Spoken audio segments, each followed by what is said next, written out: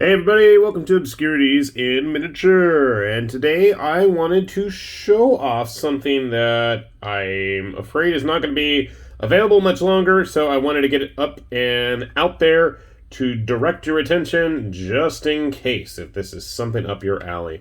So recently, Avatars of War, who have been around for quite some time now and have put out some really stellar sculpts over the years, have started to throw their gauntlet into the ring for the world of 3D printing.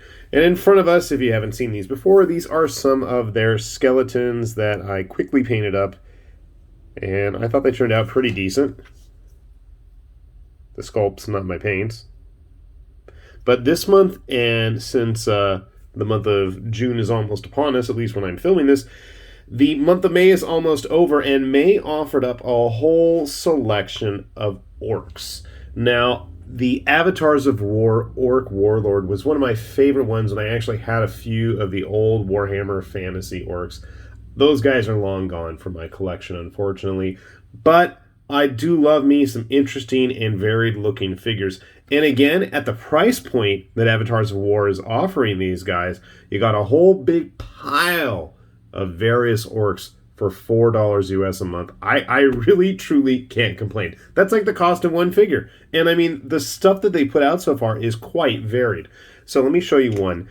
I haven't done a whole lot other than printing and trying to clean. And just for those of you who were curious, I did try to squeeze it on a 25mm square. And you can see there is some major overhang. This, I believe, was supposed to be an orc boss, but they had some that were labeled black orcs as well. He might have been a black orc now that I think about it.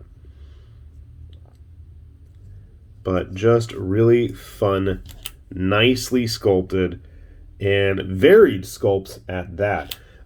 While he could fit on a 25mm base, I'd say he'd probably be a lot more comfortable on a 40mm. You could squeeze him onto smaller stuff, grabbing a couple of Iron Jaws and regular orcs from GW, just as an example. I guess I should get myself some Mantic orcs as well.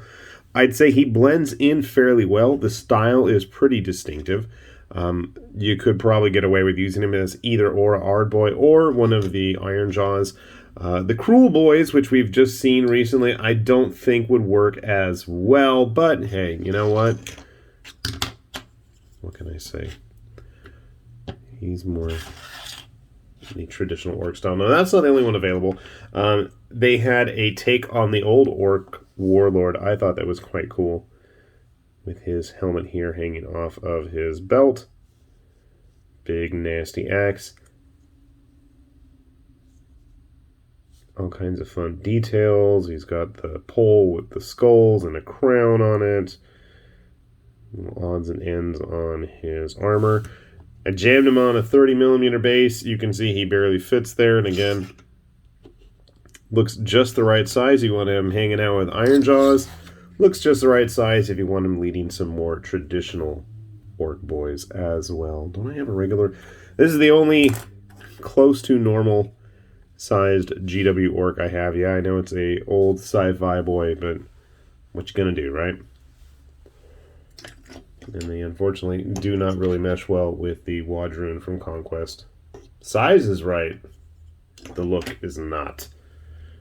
Or with an Artisan Guild. I guess the size is right there too, but the Artisan Guild orcs are much more leaner and less bulky. This dude just is crazy.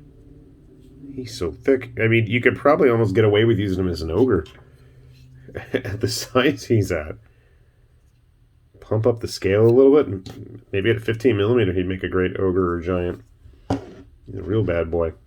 My favorite of the bunch is this Juggernaut style orc. Yes, I know he's quite shiny. He's got like a cut or something. Or maybe it's just a dog hair. It's probably a dog hair. I can hear them barking at existence. Just everything. Everything is getting barked at. He's so spiky, though. Mork and Gork would certainly be proud. And he's on a 30 that he... No, actually, that's a 32 that he still overhangs on in every direction. And again, I think in terms of who you'd want him hanging out with if you have a GW collection already. I think they'd look great. Same kind of patchwork, mismatched armor. If you had Mantic ones, they'd probably work there too. And one thing that I haven't even touched on is the fact that they had a whole entire set of orc skeletons. Now, I haven't had a chance to print any out. Been busy printing Admech Maker's Cult type stuff for Sparkle Trout, which he's going to have to get to work on. And I am glad to report that he is working on that night, so hopefully he will continue said process.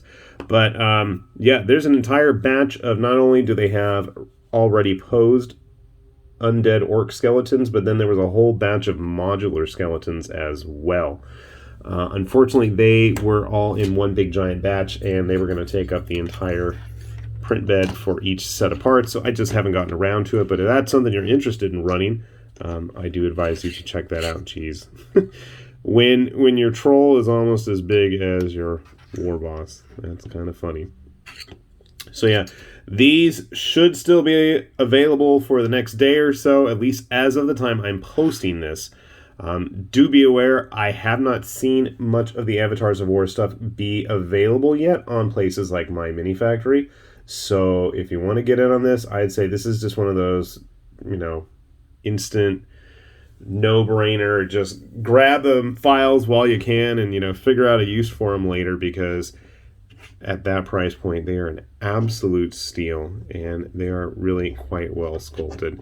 If you're into the old school fantasy battle aesthetic, I think you really can't go wrong here. Nice looking sculpts, absolutely killer price point, and there is a ton of variety available, just like there were with the Dark Elves that they did first, just like they've done with the skeletons now.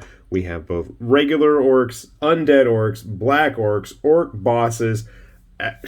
You got everything you need. I mean, honestly and truly, outside of the fact that they aren't really modular, and I mean, when you have really nice sculpts, I'd say the modularity is not that big of an issue, at least to me. I'd much prefer having quality sculpts anytime that look really cool. And this guy is just great. How is he going to look? I mean, this guy is like comfortable on a 40mm base too. I think the only real issue would be maybe if they don't have weapons that you feel are the most appropriate. I don't know if there's any set weapons that, most of these guys have like axes, and there are a couple that actually have like big old scything gauntlet Wolverine claw type things, so something to keep an eye out for also. I don't think they'd work for Blood Bowl. I really got to paint these Blood Bowl guys though. So overall, another batch of really nice sculpts, really affordable sculpts, and there were modular ones in there to boot, which I just have not had a chance to get to. So I'll put that link down below. Do take a look while you can. Grab it while you can, because, hey, you really, truly can't beat those prices. It's cheaper than just a regular figure even. So yeah, do your civic duty as a miniature printer and go print some of these. Yes, so this has been High Lord Tamberlane with Obscurities and Miniatures, saying thanks for watching, and we will see you back here soon. Bye-bye.